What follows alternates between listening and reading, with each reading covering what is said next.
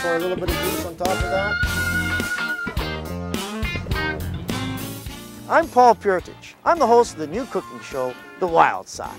I'm also the captain of this offshore fishing vessel. We've just come in with 120,000 pounds of BCU's wild rockfish. We're going to show you how to make some excellent recipes to make your fish experience more enjoyable. Come with me inside and let's go take a look at some product.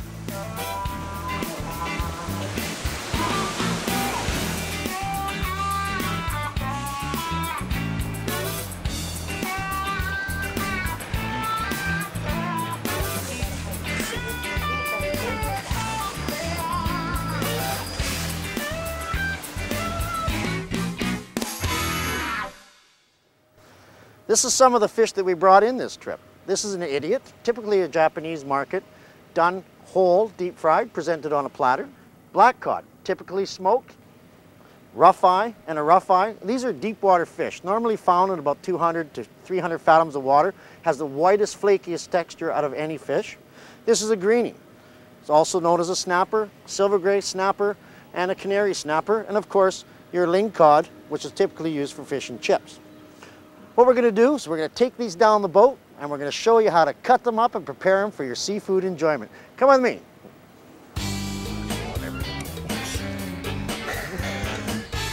Now you watch Aaron as he's cutting the skin off the back. Pulling it down. Excellent job. Slowly down the bone. You can feel the knife. Here we are with some of this wild rockfish. By cracky. I know there's a guy that says that. I think he eats crocodiles. Anyways, what we're going to do with this is one of the short raker rockfish that we showed you earlier. We're going to try to present this whole. Okay, so what we want to do is you want to cut around the gills, all the way around, flip it over, do the other side, cut all the way around. As soon as we have that, we're going to pull the gills out, and hopefully we can pull the whole inside out at the same time. Whoa, look at that. Here it comes. Ah, it's so nice. Isn't it the best? Yeah. Of course, whenever you're going to do this, the first thing you want to start with is a sharp knife. Like one Italian friend said to me, a sharp knife is going to save your life. Of course, I said to him, io canadese non parlo buon italiano, which means that I'm Canadian, I don't speak Italian, so I had no idea what he was meaning. Anyway, so what we want to do is we want to put the knife in the back, slice right up the middle, right in between the two fins, right down to its head. Open that up. I'm going to cut that a little bit more. Open that up, and there's a cavity. I'm going to clean this out. Get in there with your hands. You'll love it. And the reason why we want to call this show The Wild Side is because we want to promote BC wild seafood. That's our key goal here, is to promote wild fishing. Now, we're going to pump you up with rockfish protein. Stick around, we'll be right back.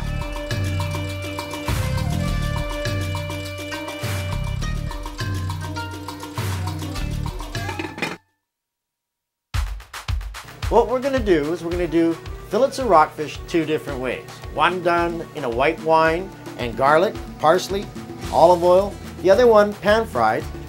But what I really want to sneak in here, a wild spring salmon. I do a teriyaki barbecue recipe that's going to knock your socks off.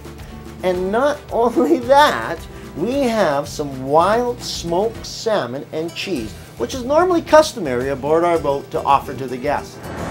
Cheese, fresh salmon, sockeye, smoked salmon, sockeye. Any fisherman that sees this program and knows the premise of this program knows it is to promote the BC fishing industry. No matter what portion of the industry you're in. This is for the fishermen, this is for the communities, and this is for the province. We'll get started on that poached rockfish in a minute. First of all, we're going to start with the Caesar salad. This recipe I have only given to one other person.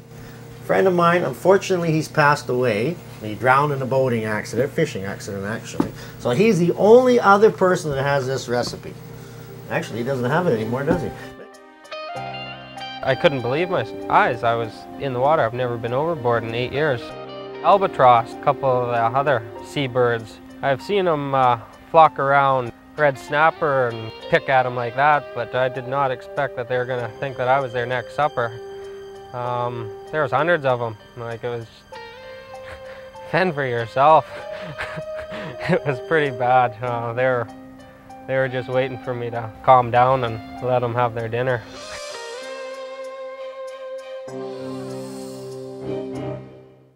The number of shows we can do like this is endless. There's over 50 varieties of rockfish. There's salmon, there's gooey duck, there's prawns, there's clams, there's crabs, there's oysters, there's combinations of seafood and pasta, there's surf and turf. There's how many ethnic groups in British Columbia, just taking one fish and doing it all different ethnic ways. It's starting to get just about ready. So flip, flip, oh look at that. Flip. Okay, now remember I told you how basic this is? Watch. Cup of white wine. Come backing over here to get my vegetables. Chucking in the onions. Little bit of parsley. Put the lid on. We're going to let that steam. Put that on high heat, let that steam a bit. Now the pasta's just about ready. Now what I did with the pasta, I have a little bit of tomato sauce. I had this tomato sauce. My name is Mick Derrick. I'm the skipper of the Ocean Pearl, and I defy anybody to cook a black cod better than I can. Most fishermen can all cook, and we all talk to each other, we all trade recipes. Not only that, every place I go I confer with all different types of chefs, from everywhere from the lower mainland, all the way up the coast, all the way up the island. Every one of them that cooks wild BC seafood.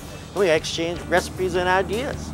Fishing makes fishermen the best chefs on the coast. Doesn't get much fresher. Fresh sockeye. Hey, when you work hard, you cook hard. Mix that up into the sauce. A little bit more. That's plenty.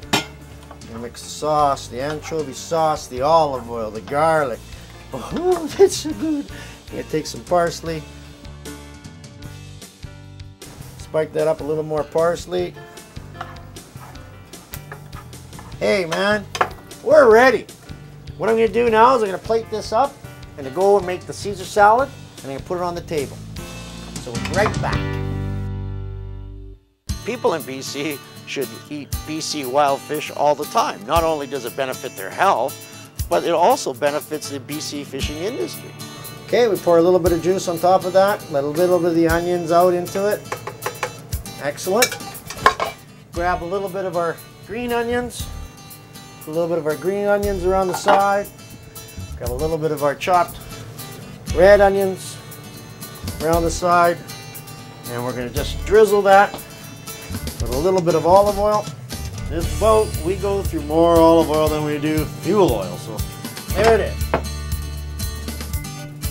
The trawl fishery is one of the most monitored and regulated fisheries in the world. There are many, many people that spend a lot of time with science, DFO, and other community interests to ensure that the trawl industry is sustainable.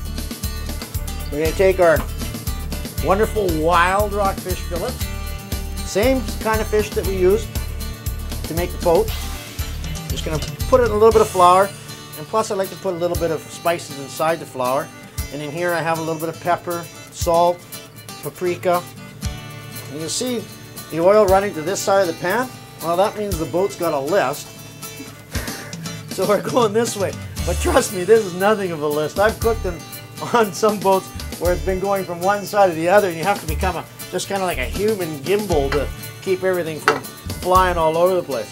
So we're going to do 2 pieces of our pan-fried rockfish. Let that cook on one side, and then we're going to flip it over. What's the main rule when cooking BC seafood? Well, there's one basically, and that's never ever overcook. But there is a fine line between undercooking and overcooking.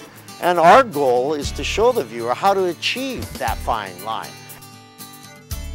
Okay, we'll just come over here. Our fish is done. We'll put our fish here on the plate, right like that. We're going to move our little bit of sauce there. We're going to let that come up to a big boil on the hot side.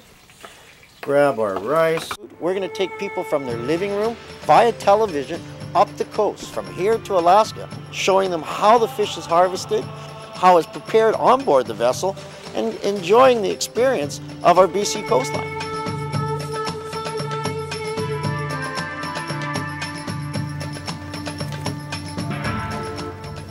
BC is considered to have some of the best seafood products in the world.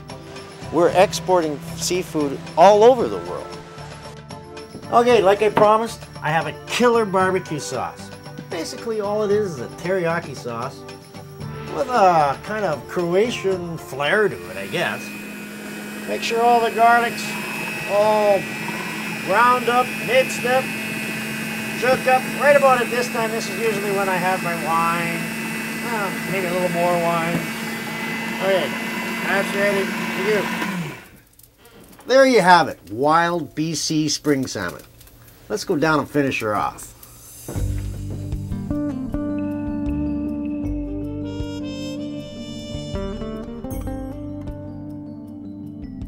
We start off with poached wild BC rockfish, done in a white wine, parsley, garlic, accompanied with Caesar salad, also anchovy pasta. In our second recipe, we moved on to wild BC rockfish, done in a pan fry with a little bit of flour, seasoning. We have a wild rice, peas, vegetables mix with our beautiful BC shrimp, and then we have a tomato bread. Our last one on our menu today was wild BC spring salmon, done on the barbecue with teriyaki sauce, also accompanied with potato salad and barbecued vegetables. BC is very fortunate. We have some of the best wineries in the world. And hey, we have the best fish in the world. What better match? Nothing goes better with wild BC seafood than a good BC wine. Got an idea. Why don't we go educate ourselves on BC wines? What an opportunity we have here. We're at Marriage Made in BC, which is a promotion of BC wines and BC fish products. Put on by the best chefs, sponsored by some of the best connoisseurs in wine. Let's go see if we can find a wine to go with our dish that we made. Come with me. Well, you probably want Pinot Gris. There's a lot of good Pinot Gris in BC, or Sauvignon Blanc. Sauvignon Blanc's got that sort of slightly lemony, citrusy thing to it. And you always put lemon on fish. That, I think, probably is the best thing you could do. I've done a lot of food and wine pairings over the years working in the restaurant industry, and I certainly do notice at our restaurant we do a chef's tasting menu, and we change it every month. And when we do it, we actually sit down in the back of the kitchen, myself, the pastry chef, executive chef, restaurant chef, and we pull out all our wines that we have. And it's amazing when you finally get that wine that works well, because everything tastes, will taste pretty good, and then you just get the wine that just works perfectly.